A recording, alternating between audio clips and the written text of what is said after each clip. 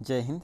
इस वीडियो में हमारे जो टॉपिक्स रहेंगे, फर्स्ट रहेगा FRBM एक्ट, फिर न्यू फिस्कल टारगेट्स, और फिर हम देखेंगे कि फाइनेंस कमीशन किस तरह से जो फिस्कल इम्बैलेंसेस होते हैं उनको कम करने में हेल्प करता है, उनकी क्या रिकमेंडेशन किस तरह से रहती है। तो फर्स्ट है हमारा FRBM एक्ट।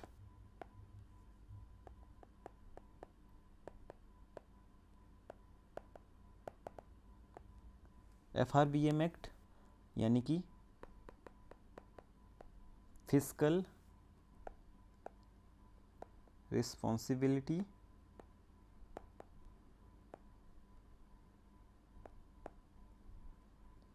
एंड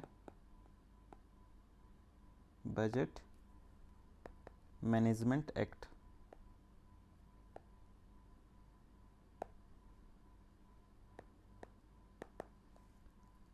ये जो FRBM एक्ट है, physical responsibility and budget management act है, इसको इंडियन गवर्नमेंट के द्वारा, इंडियन पार्लियामेंट के द्वारा जो पास किया गया था 2003 में, इसको पास किया गया था पार्लियामेंट से। ठीक है जी। और इसको जो इम्प्लीमेंट किया वो 2004 में जाके किया, जुलाई 2004 में इसको इम्प्लीमेंट किया है, physical responsibility and budget management act. ये किस पे बेस्ड है? It is based on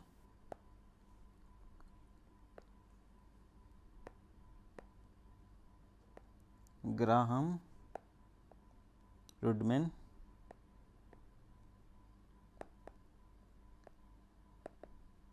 हॉलिंग्स act. ये कहाँ का एक्ट है? USA का। इस पे ये बैलेंस्ड है, इस पे ये बेस्ड है। इसका क्या फोकस है? इसका क्या फोकस है, किस लिए इसको लाया गया इस FRBM एक्ट को? It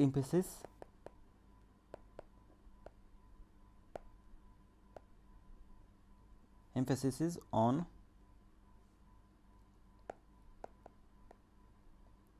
balanced budget. ये बैलेंस्ड बजट की बात करता है कि बजट जो हमारा होना चाहिए that should be balanced.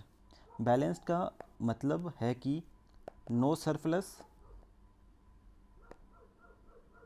Budget हमारा सरप्लस भी नहीं होना चाहिए, और नो डेफिसिट होना चाहिए उसमें। हमने इसको बैलेंस्ड करना है, जो कि अभी तक हो नहीं पाया है। इसकी जो हमने टारगेट रखे थे इसको बैलेंस करने के लिए, जो हमारा बजट है उसमें सरप्लस भी ना हो और ना डेफिसिट हो, जो फिजिकल डेफिसिट की हमने बात की पिछली वीडियो में। तो इसके जो टारगेट्स रखे थे, जैसे कि इसको इम्प्लीमेंट किया 2004 में जाके, और 3 में इसको पास किया गया था इंडियन गवर्नमेंट के द्वारा कि हम इस एक्ट को, मतलब ये एक्ट बनाया गया ना, पार्लियामेंट के द्वारा इसको पास किया तब ये एक्ट बना। एक्ट तो तभी बनता है जब पार्लियामेंट उस बिल को पास करेगी। तो FRBM बिल को पास किया गया 2003 में, 4 में जाके, 3 में जाके ये पास हो गया और एक्ट बन गया, और फिर 4 में जाके इसको इम्प्लीमेंट किया गया था जुलाई 2004 में। तो इसका जो टारगेट था, इसके जो टारगेट्स थे वो इस तरह से थे। एक तो टारगेट था इनका removal of revenue deficit. Revenue deficits की हमने बात की थी पिछली वीडियो में। ठीक है, तो उसको रिमूव करना एक टारगेट था। दूसरा था reduction of fiscal deficit to 3% of GDP। ये दोनों ही जो टारगेट रखे थे, इसका जो टाइम पीरियड रखा था कि हम इनको कब तक अचीव करना है, इनको अचीव करने का जो टाइम पीरियड रखा था वो 2008-9 रखा था, जो कि अचीव नहीं हो पाए, दोनों ही अचीव नहीं हो पाए। एक तो रिडक्शन की बात की थी कि जो फिजिकल डेफिसिट होता है जिससे हमारी बोरोइंग का पता चलता है कि हमने कितना पैसा बोरो करना है to fulfil the expenditure requirement, तो इसको 3% बोला गया कि 3% ऑफ जीडीपी हम इसको करेंगे, इतना हम रिड्यूस करेंगे, जो कि अभी तक नहीं हो पाया है। अभी भी इस ईयर जो 2025-26 जो है, इस फाइनेंशियल ईयर के लिए जो टारगेट रखा है, टारगेट तो वैसे 4.5% से कम आना चाहिए, लेस देन 4.5% ऑफ जीडीपी हमने रखा है फिजिकल डेफिसिट का टारगेट। और एस्टिमेटेड किया गया है बजट में, बजट जो अभी फरवरी 2025 में लाया गया था उसमें एस्टिमेट किया है कि 4.4 तक हमारा आएगा फिजिकल डेफिसिट, जो कि अच्छी बात है अगर ये आता है, क्योंकि जो हमारा टारगेट है उस टारगेट से अगर हम नीचे आ जाते हैं तो ये अच्छी बात है, वो देखा जाएगा फ्यूचर में। लेकिन अभी तक ये जो टारगेट रखे गए थे 2008-9 के लिए, वो दोनों ही फुलफ़िल नहीं हो पाए। रेवेन्यू डेफिसिट को भी रिमूव नहीं कर पाया। क्यों नहीं हो पाए थे ये फुलफ़िल? क्योंकि जो ग्रेट रिसेशन आया था यूएसए में, ग्रेट रिसेशन आया था, रिसेशन की भी हमने बात कर ली है कि रिसेशन क्या होता है यूएसए में। तो इसके लिए फिर सरकार के द्वारा स्टिमुलस भी लाया गया था इकॉनमी को ठीक करने के लिए। स्टिमुलस होता है जब हमारी इकॉनमी डिफ मारती है, तो गवर्नमेंट के द्वारा जो भी प्रयास किए जाते हैं, चाहे वो इंटरेस्ट रेट को कम किया जाए, है ना, या लिक्विडिटी को बढ़ाया जाए, तो उसको स्टिमुलस कहते हैं, सो दैट कि इकॉनमी स्मूथ चले और फिर से ट्रैक में आए। तो इस तरह से सरकार को स्टिमुलस लाना पड़ा फिर, और ये ग्रेट रिसेशन आया था उस दौरान, और ये टारगेट फुलफ़िल नहीं हो पाए थे। ठीक है, ये था FRBM एक्ट। और FRBM एक्ट रिव्यू कमेटी का गठन हुआ था।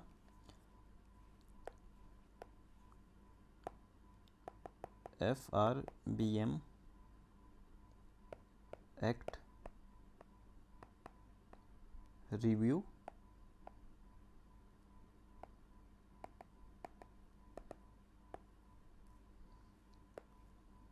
कमेटी, इसका जो चेयरमैनशिप थी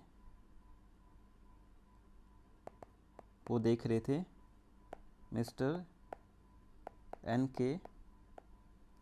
सिंह। इसमें रिव्यू कमेटी में 2 टारगेट रखे गए, 2 टारगेट्स को इसमें रखा गया, उनके ऊपर हम बात कर लेते हैं। फर्स्ट जो टारगेट था इसमें वो था फ्लो टारगेट। फ्लो टारगेट में जो बात की गई वो फिजिकल डेफिसिट की। और सेकंड जो टारगेट था वो था स्टॉक टारगेट। इसमें डेट टू जीडीपी रेशो की बात की, डेट टू जीडीपी रेशो की बात की गई थी कि हमने जीडीपी के कंपेयर में कितना कर्ज लेना है, डेट कितना ले सकते हैं हम, उसके वो टारगेट रखे गए थे। और फिजिकल डेफिसिट हमारा कितना होना चाहिए, कितने से कम होना चाहिए, उसकी बात की गई। फिजिकल डेफिसिट हमें बोरोइंग्स के बारे में बताता है, यानी कि फिजिकल डेफिसिट जितना कम होगा उतनी कम हम पैसा बोरो करेंगे। जो सरकार बोरो करती है हर साल पैसा, वो कम करना पड़ेगा अगर फिजिकल डेफिसिट कम होगा। और अगर डेट टू जीडीपी रेशो भी कम होगा तो वो भी हमारी इकोनॉमी के लिए अच्छा होगा।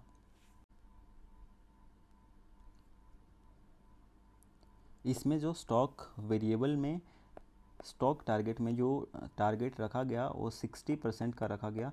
60% ऑफ जीडीपी हमने डेट लेना है, ये इस तरह का टारगेट इसमें रखा गया था। अब हम बात करते हैं न्यू टारगेट्स की, कि न्यू टारगेट्स क्या है। जो न्यू टारगेट्स हैं उनकी बात करते हैं। न्यू फिजिकल टारगेट्स, और जो ये नए फिजिकल टारगेट्स है ये नॉमिनल जीडीपी के बेस पे लिए हैं, based on nominal GDP, not on real GDP. ठीक है, ये नॉमिनल जीडीपी की बेस पे ये टारगेट रखे गए हैं, जिसमें पहला टारगेट है आपका जो हमने बात की थी यहाँ पे, date to GDP ratio,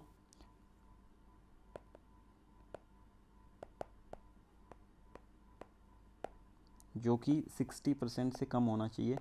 it should be less than 60% of GDP. इस 60% से भी जो स्टेट के लिए रखा गया है वो 20% रखा है, और सेंटर का जो है 40% टारगेट रखा है। ठीक है, और अगर बात की जाए आईएमएफ के द्वारा जो प्रोजेक्शन की गई है, आईएमएफ ने जो अपना एस्टिमेट लगाया हुआ कि 2025 में जो हमारा डेट टू जीडीपी रेशो रहेगा वो 82.6 रहेगा आईएमएफ के अकॉर्डिंग टू आईएमएफ प्रोजेक्शन, ये इतना रहेगा। ठीक है, लेकिन हमारा टारगेट कितना है, लेस देन 60%, जो कि अचीव नहीं हो पाएगा। और सेकेंड इसमें जो सेकेंड टारगेट है न्यू टारगेट्स में, वो फिस्कल डेफिसिट का है। फिस्कल डेफिसिट में यहाँ पे ये टारगेट 2025-26 के लिए रखा है 4.5%, 4.5% ऑफ जीडीपी। इतना हमारा होना चाहिए, इससे कम ही होना चाहिए, इससे ज़्यादा नहीं होना चाहिए। ये हमारा टारगेट है। और गवर्नमेंट के द्वारा अच्छी बात ये है कि गवर्नमेंट के द्वारा जो अभी बजट में पेश किया है कि हमारा जो फिस्कल डेफिसिट होगा इस फाइनेंशियल ईयर में वो रहेगा 4.4, जो कि अच्छी बात है। और हमारी जीडीपी जो प्रोजेक्टेड है इस साल के लिए एस्टिमेटेड, वो लगभग 357 लाख करोड़ है। तो इसका 4.4% हमारा फिस्कल डेफिसिट अगर रहेगा तो वो हमारा उतना पैसा हमें, इसका 4.4% हमें बोरो करना है, वो पैसा हमें मार्केट से उठाना पड़ेगा। क्यों उठाना पड़ेगा? क्योंकि इतनी जीडीपी अगर करनी है तो हमें एक्सपेंडिचर जो करना है, तो एक्सपेंडिचर ज़्यादा है और इनकम कम है, तो इतना पैसा हमें उठाना पड़ेगा। कितना? 4.4% ऑफ दिस जीडीपी, इतना पैसा हमें मार्केट से उठाना पड़ेगा। इसको बोलते हैं फिस्कल डेफिसिट। इसलिए तो बोलते हैं कि फिस्कल डेफिसिट कम होना चाहिए। कम होगा तो आपको कम पैसा मार्केट से उठाना पड़ेगा। अगर आपका एक्सपेंडिचर कम है, अगर आपका एक्सपेंडिचर जो है और इनकम उसके बीच में गैप कम है ना, तो ये फिस्कल डेफिसिट कम आएगा। अगर आप एक्सपेंडिचर ज़्यादा कर रहे हो और ऊपर से आपकी इनकम कम है तो गैप बढ़ेगा। जो गैप बढ़ेगा उसको फुलफिल करने के लिए आपको पैसा उठाना पड़ेगा, तो उसके लिए फिर यहाँ पे ये फिस्कल डेफिसिट में वो रिफ्लेक्ट होता है। ठीक है, अब हम बात करते हैं फाइनेंस कमीशन की। फाइनेंस कमीशन एक कॉन्स्टिट्यूटेड बॉडी है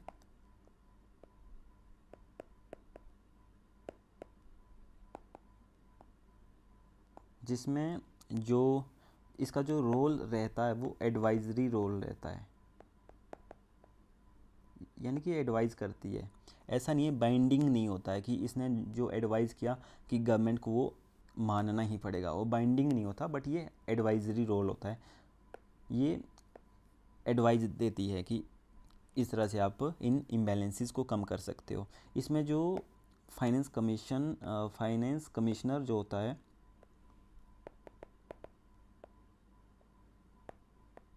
वो 5 ईयर्स के लिए अपॉइंट किया जाता है, अपॉइंटेड बाय प्रेसिडेंट 5 ईयर्स के लिए। ठीक है, इसमें क्यों है फाइनेंस कमीशन को, क्यों इसका गठन किया गया? इसका काम होता है रिकमेंडेशन देना,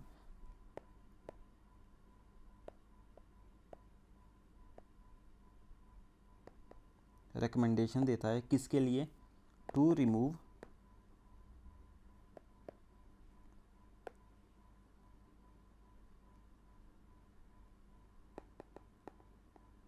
फिस्कल इम्बैलेंसेस। क्या होते हैं ये फिस्कल इम्बैलेंसेस, उसकी बात करते हैं। देखिए, दो तरह के फिस्कल इम्बैलेंसेस होते हैं, टू टाइप्स के होते हैं, टू टाइप्स।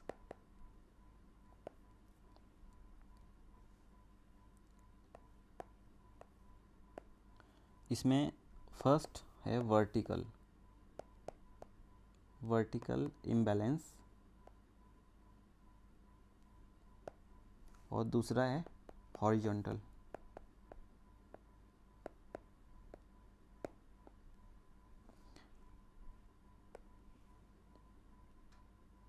जो वर्टिकल इम्बैलेंस है, इसमें ये बताया गया है कि जो सेंटर है, सेंटर इज़ मोर पावरफुल। इसमें ये बताया गया है कि सेंटर पावरफुल है स्टेट्स के कंपेयर में। Centre is more powerful as compare to states. किस लिए from revenue capacity point of view. Revenue capacity point of view से सेंटर को यहाँ पे ज़्यादा पावरफुल रखा है, और ये कॉन्स्टिट्यूशनल प्रोविज़न है। ऐसा नहीं है कि ये मतलब ये गलत है, ये कॉन्स्टिट्यूशन के द्वारा ही इसको सेंटर को पावरफुल रखा है। क्या ये कॉन्स्टिट्यूशनल प्रोविज़न है ये, ठीक है। और जो हॉरिजॉन्टल इम्बैलेंस है स्टेट्स के बीच में, मतलब ये समझ गए आप, वर्टिकल इम्बैलेंस यानी कि फाइनेंस के मामले में सेंटर के पास ज़्यादा पैसा है, स्टेट्स के पास उतना नहीं है, तो यहाँ पे सेंटर ज़्यादा पावरफुल है फाइनेंस रेवेन्यू के केस में। और हॉरिजॉन्टल इम्बैलेंस है स्टेट्स के बीच में, कि कुछ स्टेट्स आपकी ज़्यादा पावरफुल है, कुछ कम है, यानी कि कई स्टेट्स इकोनॉमिक डेवलपमेंट के केस में बहुत अच्छी है, कई बहुत वीक है। तो उसमें काफ़ी डिफरेंस देखने को मिलता है रेवेन्यू पावर के केस में। In case of states, a big difference among states regarding revenue power।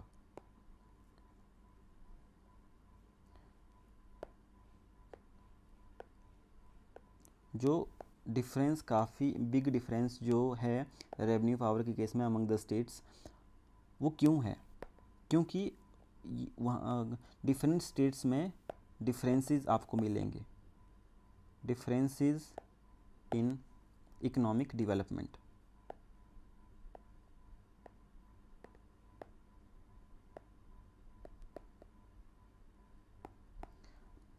जो डेवलपमेंट्स प्रोजेक्ट्स हैं, कहीं पे ज़्यादा हो रहे, कहीं पे कम हो रहे, तो यहाँ पे जो इकोनॉमिक डेवलपमेंट कहीं पे ज़्यादा हो रही है तो कहीं कम हो रही है, जिसके कारण हॉरिजॉन्टल इम्बैलेंस क्रिएट हो रहा है, हॉरिजॉन्टल इम्बैलेंस क्रिएट हो रहा है। और जो वर्टिकल इम्बैलेंस है वो तो कॉन्स्टिट्यूशनल प्रोविज़न है ना, तो इसमें तो कुछ नहीं कर सकते। लेकिन जो ये फाइनेंस कमीशन है, इसने रिकमेंडेशन दी है कि किस तरह से इनको हम ख़त्म करेंगे, इन इम्बैलेंसेस को किस तरह से कम किया जा सकता है, उसके बारे में बात करते हैं। तो फाइनेंस कमीशन ने रिकमेंडेशन में अपनी ये कहा है कि जो फाइनेंस कमीशन की जो रिकमेंडेशन है, उन्होंने ये रिकमेंडेशन दी है जो वर्टिकल इम्बैलेंस है, वर्टिकल इम्बैलेंस जो है, इसको कम करने के लिए इसमें दो चीज़ें होनी चाहिए। फर्स्ट, इसमें शेयर्स होना चाहिए, shares of states in central taxes. जो सेंटर को टैक्सेस मिलते हैं उसमें स्टेट्स का शेयर होना चाहिए। एक तो इन्होंने ये बात रखी है वर्टिकल इम्बैलेंस को ख़त्म करने के लिए। जो वर्टिकल इम्बैलेंस है ना, कि सेंटर को मोर पावरफुल बताया गया है और स्टेट्स को कम पावरफुल बताया गया है revenue capacity point of view से। तो उस वर्टिकल इम्बैलेंस को कम करने के लिए शेयर होना चाहिए स्टेट्स का सेंट्रल टैक्सेस में, और देती भी है सेंटर। जो उनके पास टोटल टैक्स आता है उस टैक्स में से कुछ हिस्सा स्टेट्स को देती है, उसके बारे में भी हम बात करेंगे अभी। और सेकंड इन्होंने बात की यहाँ पे ग्रांट्स की, कि स्टेट्स को ग्रांट्स मिलना चाहिए, क्योंकि कॉन्स्टिट्यूशन में भी अगर देखेंगे आप तो आर्टिकल 275 में ऑलरेडी स्टेट्यूटरी ग्रांट्स की बात की है, स्टेट्यूटरी ग्रांट्स की बात की गई है।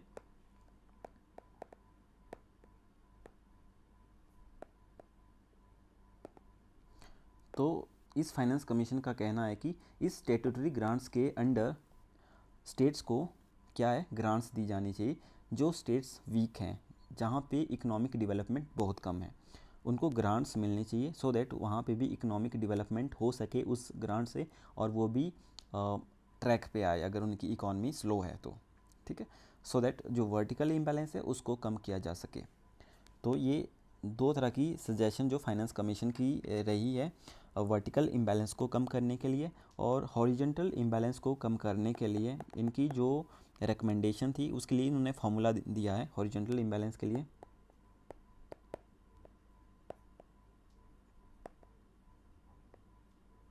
हॉरिजॉन्टल इम्बैलेंस को ख़त्म करने के लिए जो फार्मूला है उसमें इन्होंने प्रॉपर डायमेंशंस दिए हुए हैं और उसकी वेटेज भी दी हुई है कि जिस स्टेट में ये चीज़ें होंगी डायमेंशन के अकॉर्डिंग और कितनी वेटेज है उस स्टेट की, उस वेटेज के हिसाब से उनको पैसा अलॉट किया जाएगा जो सेंट्रल टैक्सेस हैं उसमें से।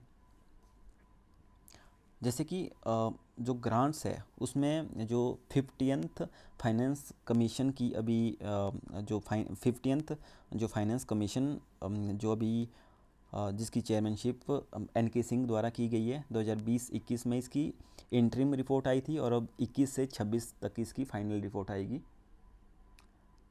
तो उसमें ये कहा गया है कि जो सेंट्रल टैक्सेस में जो स्टेट्स का जो शेयर होना चाहिए वो 41% होना चाहिए। जो सेंटर के पास टोटल पैसा आएगा उसका 41% जो है वो स्टेट्स को मिलना चाहिए, और जो स्टेट्यूटरी ग्रांट्स है वो 20% ऑफ रेवेन्यू जो रिसोर्स ट्रांसफ़र हुआ है, टोटल रिसोर्स ट्रांसफ़र उसका 20% स्टेट्यूटरी ग्रांट्स मिलना चाहिए। अंडर आर्टिकल 275 में जो स्टेट्यूटरी ग्रांट्स की बात की है वो स्टेट्स को मिलना चाहिए। लेकिन जो यहाँ हॉरिजॉन्टल इम्बैलेंस है इसमें उन्होंने कुछ डायमेंशंस की बात की है फाइनेंस कमीशन के द्वारा। जो डायमेंशंस हैं और उसकी एक पर्टिकुलर वेटेज भी रखी हुई है, इनकी बात हम यहाँ पे करते हैं। जैसे आप देखेंगे कि इसमें फर्स्ट रखा है पॉपुलेशन की जो वेटेज है वो 15% है। सेकंड है इसमें डेमोग्राफिक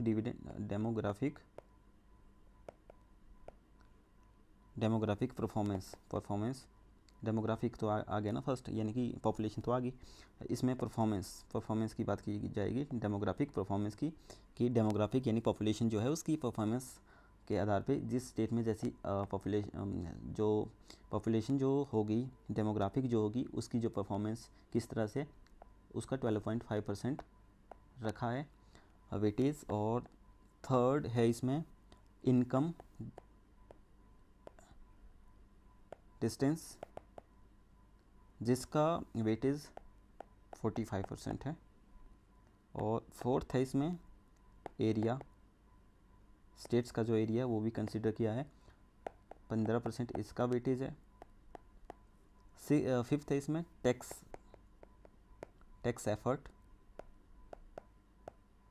कितना टैक्स वहाँ से कलेक्ट हो रहा है, 2.5% इसका वेटेज है। और सिक्स्थ डायमेंशन जो इसमें फॉरेस्ट एंड इकोलॉजी है, फॉरेस्ट एंड इकोलॉजी 10% इसका वेटेज है। देखिए यहाँ पे जो वेटेज दिया है इसके आधार पे सभी स्टेट्स का अपना अपना एक वेटेज होगा, कुछ परसेंटेज कुछ रहेगा। तो ये टोटल वेटेज इतना है, जो भी टोटल पैसा ट्रांसफ़र होना है, यानी कि 41% ऑफ किसका, जीडीपी का, सॉरी 41% ऑफ टोटल टैक्सेस का, सेंट्रल टैक्सेस का, जो सेंट्रल टैक्सेस है उसका 41% स्टेट्स को जाना है। ये 41% किसके हिसाब से जाएगा, इन वेटेज के हिसाब से उनको डिवाइड होगा। जो ये वेटेज यहाँ पे दिखाई है इसके हिसाब से इसको पहले डिवाइड किया जाएगा, और फिर जब इसको डिवाइड किया जाएगा इस वेटेज के हिसाब से, इतना मतलब जो भी इसमें इसका बनता होगा, और फिर किस स्टेट को कितना देना है उसके लिए एक बेंचमार्क रखा हुआ है। हरियाणा को हरियाणा का जो पर कैपिटा इनकम है, हरियाणा की जो पर कैपिटा इनकम है उसको बेंचमार्क माना हुआ है, इसको बेंचमार्क माना हुआ है। इससे कम जिस स्टेट का पर कैपिटा इनकम आएगा उसको उस हिसाब से इसमें से पैसा दिया जाएगा, ठीक है। और ये डायमेंशन देखे जाएंगे सभी स्टेट्स के, उसके हिसाब से एलोकेट होगा जो भी शेयर होगा स्टेट्स का टैक्सेस में। तो ऐसे ही नहीं आंख मूंद के टैक्सेस का शेयर स्टेट्स को नहीं दिया जाता, ये सारी चीज़ें देखी जाती है, ठीक है। हरियाणा का पर कैपिटा इनकम इसमें बेंचमार्क कंसिडर किया जाता है। और जो इसमें जो डेमोग्राफिक परफॉर्मेंस है, ये वाला जो डायमेंशन है, ये फर्स्ट टाइम इंट्रोड्यूस हुआ है फाइनेंस कमीशन के द्वारा।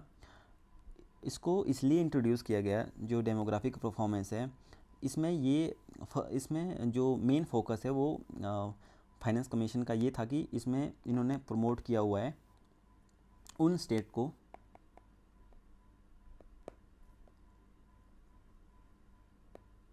promoted those states, ऐसी स्टेट्स जो कि काम कर रही है